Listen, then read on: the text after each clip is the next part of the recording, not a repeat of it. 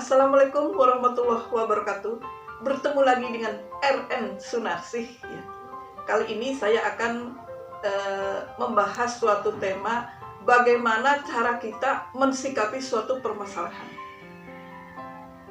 Dalam hidup ini kita selalu dihadapkan pada beragam masalah. Ada masalah keluarga, ada masalah di luar, misalkan dengan orang lain. Selalu saja ada masalah.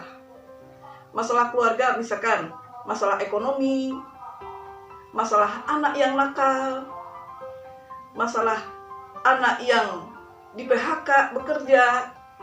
Selalu ada saja permasalahan dalam kehidupan. Namun dalam hal ini tergantung dari kita mensikapi permasalahan itu. Apakah kita bisa menyelesaikan masalah itu dengan baik, atau kita menghindari masalah itu.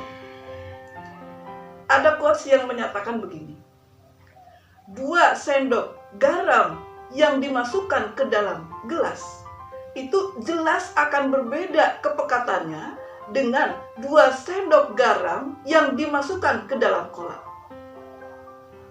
Itu artinya ketika kita punya permasalahan, kita jangan terlalu pusing memikirkan. Jangan terlalu fokus ke situ. Artinya, pikiran kita harus jernih, dada kita harus lapang, supaya kita bisa menyelesaikan permasalahan itu dengan baik. Karena setiap permasalahan pasti ada solusinya. Orang bijak mengatakan begini: kalau kita punya masalah besar, anggap saja masalah kecil. Kalau kita punya masalah kecil, anggap saja tidak ada masalah. Dan kita yakin setiap permasalahan pasti ada solusinya. Contoh dalam keluarga. Misalkan anak nakal.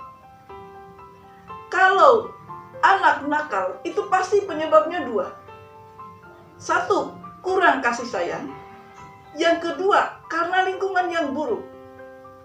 Solusinya adalah, kalau kurang kasih sayang, anak kita full kasih sayang tanpa menyudutkan. Atau solusinya yang kedua adalah memberi pengarahan, memberitahu lingkungan yang baik yang seperti apa, lingkungan yang buruk yang seperti apa. Itu contoh kenakalan anak. Kemudian masalah yang kedua, misalkan masalah ekonomi. Masalah ekonomi ya, kita misalkan kesulitan.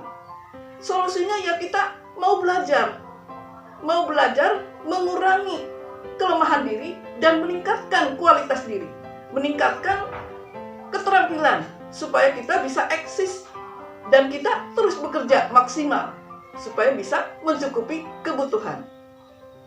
Kemudian masalah yang ketiga, misalkan anak di PHK. Kita selalu berpikir positif. Kenapa anak di PHK? Berpikir positifnya begini: kalau anak kita bekerja di sana, di tempat yang sebelumnya, mungkin anak kita di sana ada dampak negatif, ada pengaruh-pengaruh negatif. Dan ketika anak kita di PHK, kemudian bekerja di tempat yang baru, mungkin lebih baik, lebih sehat, dan lebih menjanjikan. Jadi, kita harus selalu berpikir positif terhadap setiap permasalahan. Oleh karena itu, ya, kita harus selalu berpikir jernih, berhati yang lapang. Karena setiap permasalahan pasti ada solusinya. Bukankah setelah kesulitan pasti ada kemudahan? Setelah ada kesulitan pasti ada kemudahan. Setelah ada kesulitan pasti ada kemudahan. Mungkin itu saja dari saya. Mudah-mudahan manfaat ya. Tolong subscribe ya bagi yang belum subscribe. Like dan komennya. Terima kasih. Wassalamualaikum warahmatullahi wabarakatuh.